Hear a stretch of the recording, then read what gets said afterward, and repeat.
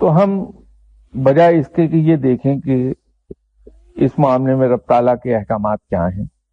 آپ صلی اللہ علیہ وسلم نے کیا تلقین فرمائی ہے، ہم عاملوں اور پیروں کے پیچھے بھاگنے لگتے ہیں۔ کلیئرلی آپ صلی اللہ علیہ وسلم نے فرمایا کہ جب بیمار ہو تو اپنا علاج کرو، تو فوراً دوڑتے ہیں کسی پیر کی طرف، کسی عامل کی طرف، تعویذ ڈنڈے کرنے والے کی طرف،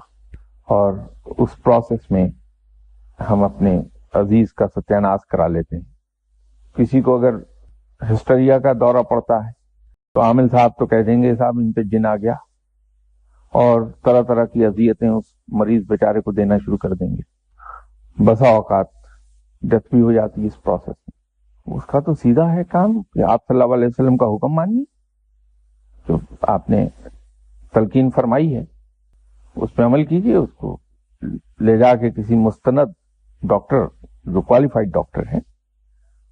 اس کو دکھائیے، علاج اس کا کروائیے، اور اس کے ساتھ دعا خود بھی کیجیے، دوسرے مسلمان بھائیوں سے بھی کہیے کہ دعا کیجیے رب کے حضور اس کے لیے کہ اللہ اسے شفا عطا فرما دے، تو مسئلہ حل ہو جاتا ہے۔